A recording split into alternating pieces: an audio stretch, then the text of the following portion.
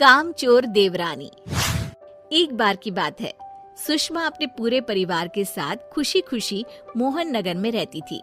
उसकी 2 बहुएं थी, पल्लवी और शिवानी। एक दिन दोनों बहुएं रसोई में काम कर रही होती है कि तभी उनकी सास सुषमा उन्हें बुलाती है। अरे बहू, जरा इधर तो आना। शिवानी, जरा जाकर देखना सासू माँ क्या कह रही हैं।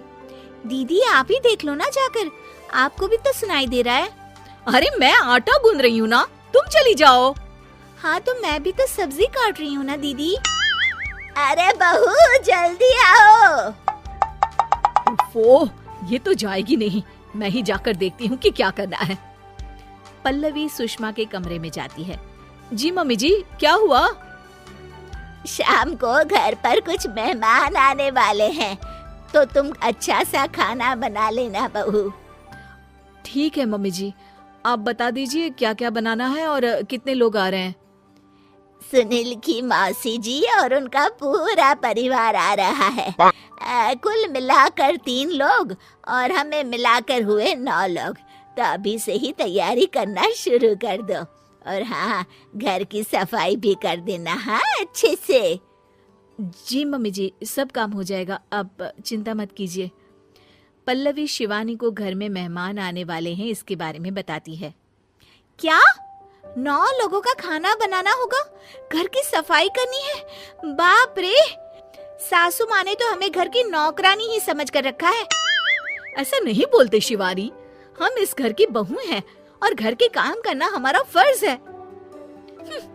दीदी तो है ही सासू माँ की चमची, जब देखो सासू माँ सासू माँ।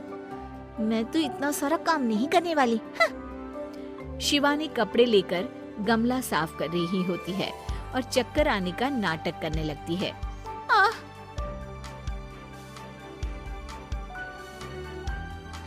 मेरा सिर चकरा रहा है। तभी वहाँ पल्लवी और सासू माँ जाते हैं। अरे बहू, क्या हो गया तुम्हें? मम्मी जी, बहुत तेज सर में दर्द हो रहा है। तुम एक काम करो शिवानी, आराम कर लो।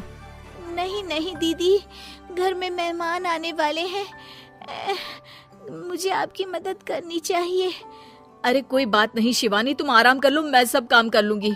ठीक है दीदी, अगर आप इतना कह रही हैं तो आराम कर लेती हूँ। शिवानी आराम से अपने कमरे में मैगजीन पढ़ रही होती है। इसे कहते हैं आराम की जिंदगी। इतना सारा काम।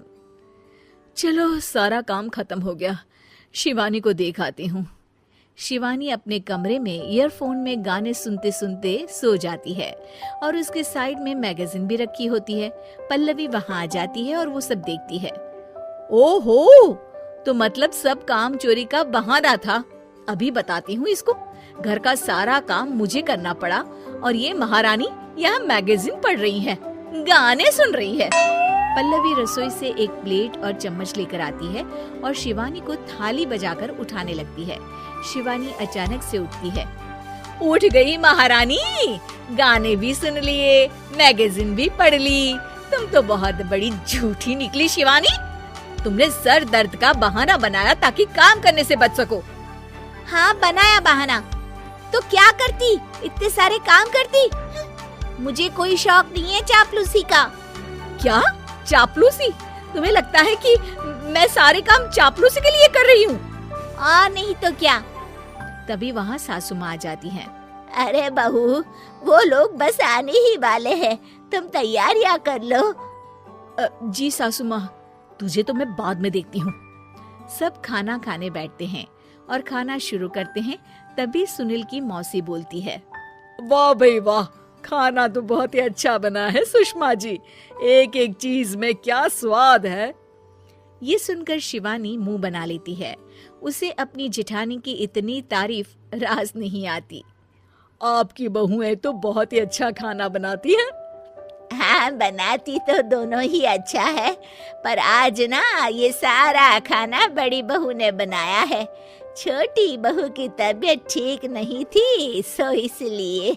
मानना पड़ेगा सुषमा जी, आपकी बड़ी बहू तो बहुत ही गुणवान है। पल्लवी की तारीफ सुनकर शिवानी को जलन होती है। पल्लवी ये सुनकर खुश हो जाती है और शिवानी की तरफ देखकर उसे चिढ़ाती है। कुछ देर बाद मेहमानों के जाने का वक्त हो जाता है। मौसी जी सबके लिए उपहार लाई होती है। वो सबको शगुन के पैसे देती हैं और अंत में पल्लवी के पास आती है।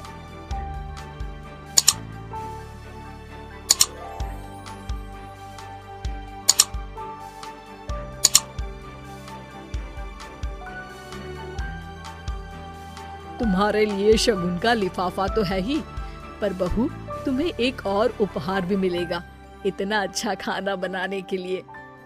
मौसी अपने सोने के कंगन निकालकर पल्लवी को पहना देती है। ये लो, ये मेरे मनपसंद कंगन है, अब से ये तुम्हारे हुए। धन्यवाद मौसी जी। ये देखकर शिवानी तो पूरी तरह से जल जाती है और गुस्से से रसोई में चली जाती है। तभी वहाँ पल्लवी आ जाती है और उसे अपने कंगन दिखाने लगती है।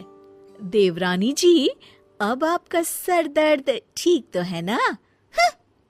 मुझे लगता है कि अब सर दर्द शुरू हो गया होगा आपका।